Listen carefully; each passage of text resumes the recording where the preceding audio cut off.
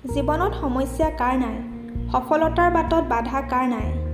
এই পৃথিৱীত জীয়াই থকা প্ৰতিজন মানুহ, প্ৰতিটো প্ৰাণীয়ে পদে পদে সমস্যাৰ মুখামুখি হয়। সেই বুলি জানো সকলো শেষ হৈ যায়? নাযায়। এই সমস্যাখিনিৰ লগত যুঁজ দি আগুৱাই যাব পৰাটোহে জীৱন। এটা কথা মন কৰিবলগীয়া, সকলোৰে মানসিক স্থিতি একেই নহয়। সেইবাবে কোনোবাই সমস্যাৰ লগত যুঁজ দিয়ে আৰু কোনোবাই হাৰি যোৱাৰ ভয়ত নিজকে শেষ কৰে।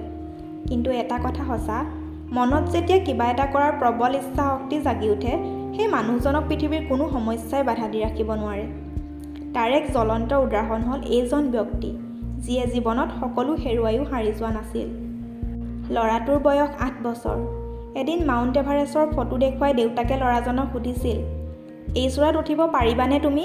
ল'ৰাটোৱে সিদিনা কৈছিল, পাৰিম। স্কুল জীৱনৰ শেষত ল'ৰাজনে ব্ৰিটিছ আৰ্মীৰ এয়াৰ ডিভিজনত যোগ দিয়ে। মনৰ ভিতৰতে হিমালয়ৰ সৰ্বোচ্চ শৃংগত থিয় হৈ বিজয়ৰ চিৎকাৰ দিয়াৰ ইচ্ছা ল'ৰাজনৰ তেতিয়াও ক্ষান্ত হোৱা নাই। কিন্তু ইয়াৰ মাজতে এদিন দুৰ্ঘটনা ঘটিল। জাম্বিয়াত ফ্ৰী ফল পেৰাচুটিং কৰাৰ সময়ত মাৰাত্মক আঘাত পাই ৰাজহাড় তিনিটা কঁখেৰুকা ভাঙি যায়। ডাক্তৰৰ মতে আজীৱন পংগু হৈ পৰিবহি, হুইলচেয়াৰত কটাব লাগিব বাকী জীৱন। তেনেদৰে আৰ্মীৰ চাকৰিটোও গুচি গ'ল। আগত থাকিল বাকী জীৱন, পংগুত্বৰ অভিশাপ লৈ কটোৱাৰ প্ৰতীক্ষা।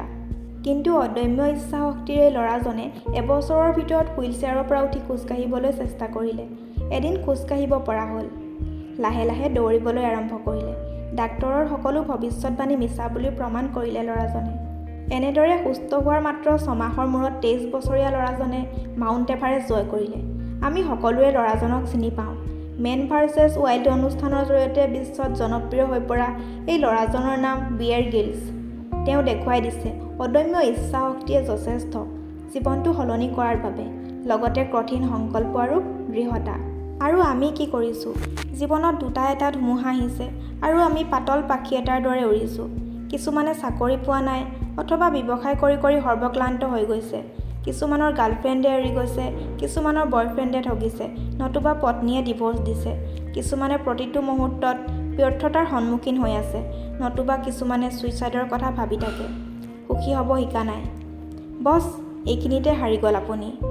এজন মানুহে হুইলচেয়াৰৰ পৰা উঠি 6 মাহৰ মূৰত মাউণ্ট এভাৰেষ্ট জয় কৰিছে, আৰু আপুনি ঠাণ্ডা মগজুৰে নিজৰ সমস্যাৰ সমাধান কৰি ৰৈ যাব খোজা জীৱনটোত এবাৰো গতি দিব নোৱাৰিবনে? আপুনি পাৰিব।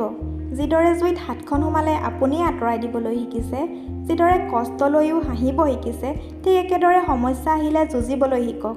প্ৰয়োজন মাত্ৰ অদম্য ইচ্ছা শক্তি, প্ৰয়োজন মাত্ৰ প্ৰতিনিয়ত হাবি বন, এডাল গছৰ পৰা সিডাললৈ, সাগৰ আকাশৰ তলত প্ৰচণ্ড ৰ'দত ঘূৰি ফুৰা, কঁখেৰুকা ভাঙি যোৱা এই মানুহজনৰ দৰে আপোনাৰ মনৰ লুকাই থকা মানুহজনক উলিয়াই লৈ অনাটো।